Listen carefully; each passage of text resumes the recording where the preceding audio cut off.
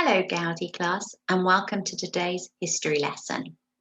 We're going to be looking at constellations from the Northern Hemisphere and we'll talk about what both of those mean in one moment.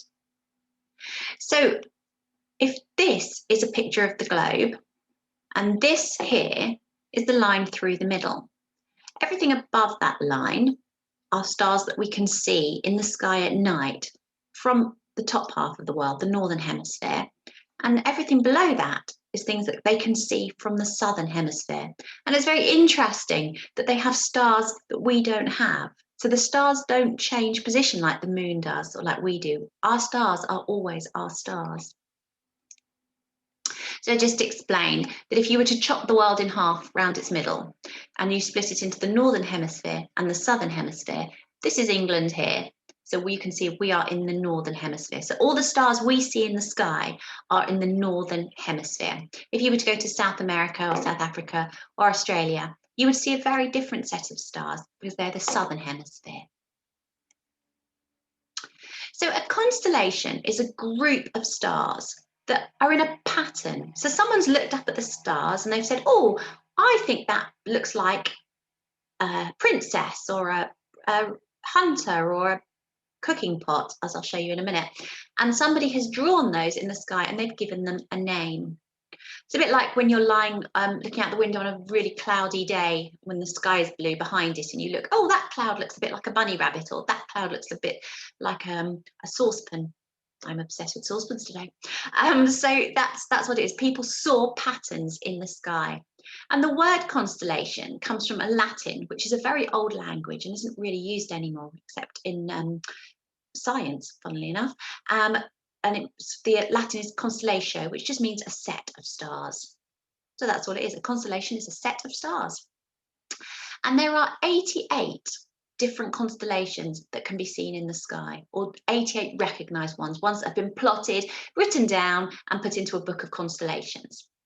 And astronomical patterns in the sky have a very, very long history. So 3,000 years ago, the Egyptians talked about a set of stars in the sky and they had 48 constellations. After the 15th century, which was about 600 years ago, they started to record the stars and their positions, and they actually call it mapping. They map the night sky and they map the positions of the stars. So that was the picture we looked at the beginning. So stars are always in the same place. So what we're going to do is we're going to look at some of the very most famous constellations that we can see in the Northern Hemisphere. So this one here is Orion, and it's also known as the hunter, as it's said to represent the mythical hunter Orion from Greek mythology.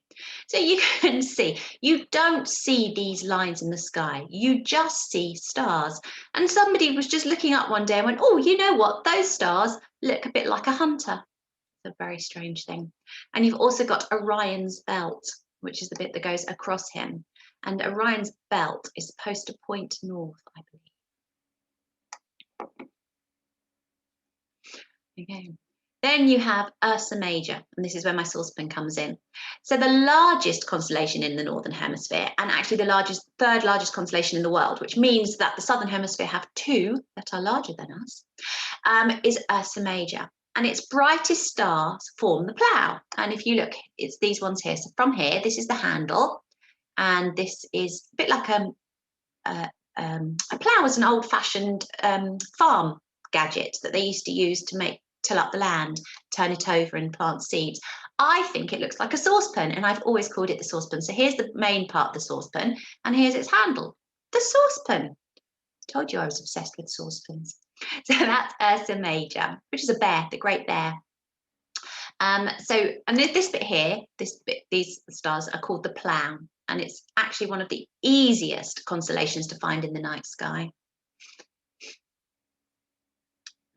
This one is Cassiopeia, and it was named after a vain and boastful queen in Greek mythology. So vain means that she thought she was beautiful and she loved herself, and she talked about herself a lot, and she said about how amazing and fantastic she was.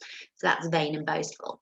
Not quite sure why you would name stars after that, but she obviously had something that they wanted to name it after her.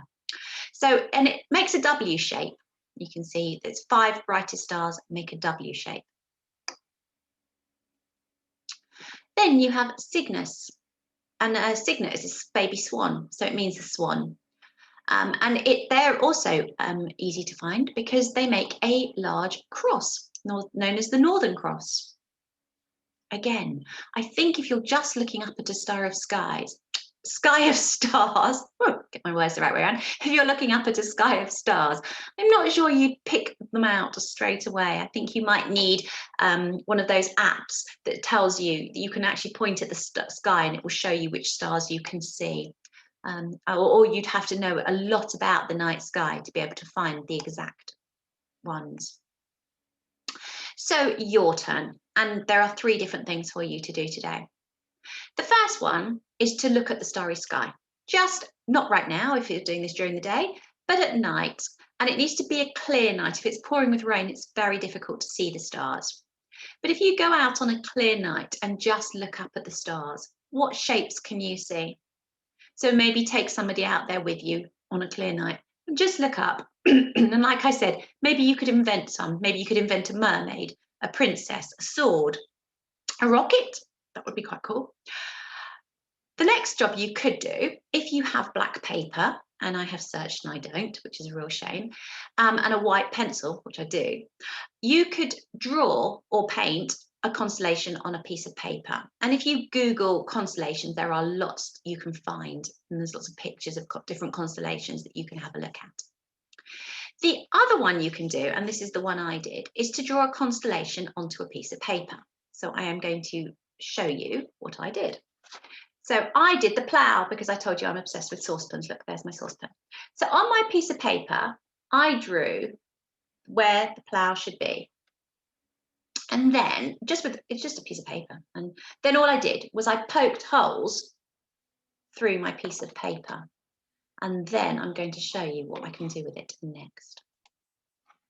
So I'm hoping that you can see, and I've got somebody helping me out here, that where my holes are, I've poked the holes, I'm shining a torch through the piece of paper, and you can see the constellation shining on my board. Thank you. Unfortunately, that wasn't quite as bright as I wanted it to be, but I can't get my room completely dark. I've got windows at both ends of it. But if you could do that in a bedroom at night, where you can close the doors and close the curtains, and then you shine a torch through your piece of paper, you should get a nice bright constellation on your ceiling or on your wall. And I look forward to seeing your pictures, either of your starry sky and your made up constellations, or of your black and white, your black paper with your white painting on, or maybe just the piece of paper with the holes in it.